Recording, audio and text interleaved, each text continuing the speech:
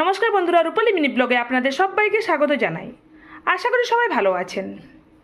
এটা কি বুঝতে পারছেন? এটা হলো এঁচোড়। এই এঁচোড়ের ঝোল বানিয়ে আপনাদেরকে দেখাবো একটি সম্পূর্ণ নিরামিষ রেসিপি। কীভাবে বানাচ্ছি আর এর জন্য কী কী উপকরণ নিচ্ছি দেখে নিন আর ঝটফট বানিয়ে নিয়ে চলুন। এঁচোড়ের ঝোল বানাতে আমি উপকরণ নিয়েছি দুটো মাঝারি সাইজের, দেখুন এঁচোড়, খুব তরতাজা আছে এই এঁচোড়।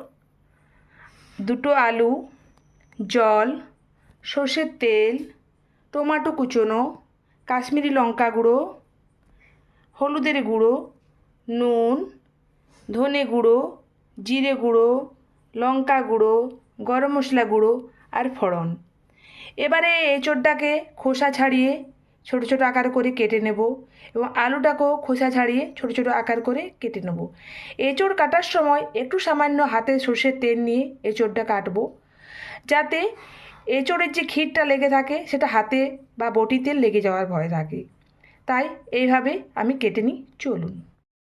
এঁচোড় আর আলুটাকে ছোট ছোট আকার করে কেটে নিয়েছি খোসা ছাড়িয়ে এবং জল দিয়ে ধুয়ে নিয়েছি।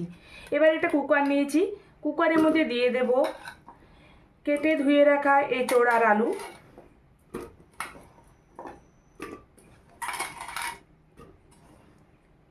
এর মধ্যে দিয়ে দিলাম। একটু হাতেতে তেল লাগিয়েছিলাম বলে একটু হাতে আঠা লেগে নেই। এবারে দেব পরিমাণ মতো জল, সামান্য পরিমাণে একটু সর্ষের তেল। সর্ষের তেল দেওয়ার জন্য কারণ এটাতে যে ক্ষীর বার হয় বা আঠা বার হয় সেটা কুকারে লেগে যেতে পারে, তার জন্যে আমি এটা দিয়ে দিলাম। এবার দিলাম নুন, সামান্য পরিমাণ দিলাম হলুদ গুঁড়ো। এবারে ঢাকাটা দিয়ে দুটো সিটি আমি ফেলে নেব। গ্যাসটা অন করে, গ্যাস অন করে নিলাম, দুটো সিটি এবারে দিয়ে দিই। গ্যাস অন করে নিয়েছি, কড়াই বসিয়ে দিয়েছি। কড়াইয়ের মধ্যে দিয়ে দিলাম সর্ষের তেল পরিমাণ মতো। এবার দিলাম সামান্য পরিমাণে ফোড়ন। আপনারা চাইলে এখানে দারচিনি, এলাচ, লবঙ্গ দিতে পারেন। আমি ওসব কিছুই দিচ্ছি না। তেলটা গরম হওয়া পর্যন্ত অপেক্ষা করব। তেল গরম হয়ে গেছে। সেদ্ধ করে রাখা এঁচোড় আর আলু এটা জল থেকে দিয়ে দিলাম।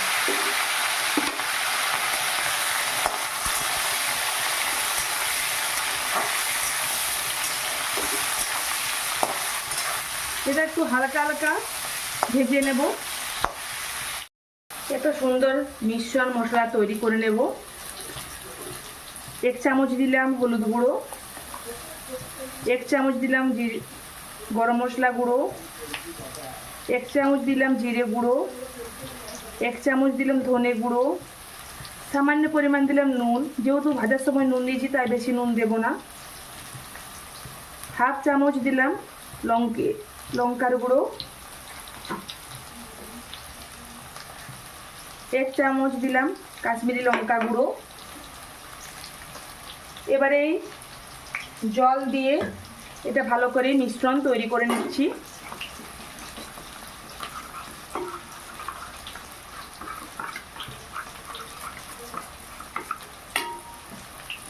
মশলা যেহেতু গুঁড়ো তাই একটু মিশ্রণ তৈরি করলে ভালো হয় রান্নাটা, তাই আমি এটা তৈরি করে নিলাম। সময় যদি না থাকে তাহলে এইভাবেই দিয়ে দিবেন, তাতেও কোনো অসুবিধা হবে না। আমি একটু মিশ্রণ তৈরি করে নিলাম। কিছুক্ষণ কষিয়ে নেওয়ার পর মশলা ধোয়া জল একটু সামান্য পরিমাণে দিয়ে দিলাম। যে বাটিতে আমি মশলাটা গুলিয়ে রেখেছিলাম সেই মশলা ধোয়া জলটা আমি এর মধ্যে দিয়ে দিলাম। আবারও কিছুক্ষণ নেড়ে চেড়ে নিলাম।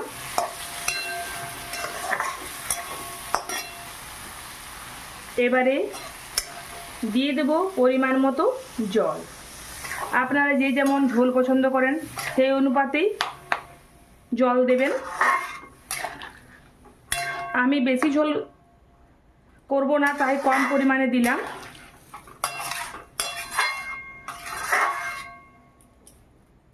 একটু নেড়ে চেড়ে নিলাম। এটা কিছুক্ষণ ফুটে ওঠা পর্যন্ত অপেক্ষা করতে হবে। এঁচোড়ের ঝোল দেখুন পুরোপুরিভাবে ফুটে উঠেছে, মানে তৈরি হয়ে গেছে সম্পূর্ণ নিরামিষ একটি রেসিপি। আপনারা চাইলে এটা পেঁয়াজ রসুন দিয়েও বানাতে পারেন।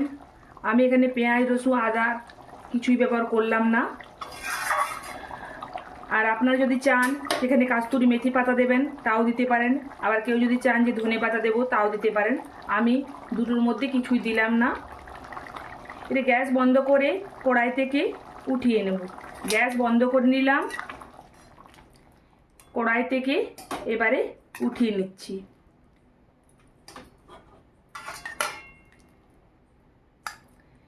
এইভাবে বাকিটা আমি উঠিয়ে নেব। আমি তো বানিয়ে নিলাম এঁচোড়ের ঝোলের এই সুন্দর রেসিপিটা। আপনাদের কেমন লেগেছে এই রেসিপিটা কমেন্ট করে অবশ্যই জানাবেন। আর যারা নতুন দেখছেন এখনও আমার চ্যানেলটিতে সাবস্ক্রাইব করেননি, তারা চটজলদি করে সাবস্ক্রাইবটা করে দিন। আর পুরো ভিডিওটা দেখার জন্য আপনাদেরকে অসংখ্য ধন্যবাদ। সবাই সাথে থাকুন, পাশে থাকুন আমার। নমস্কার।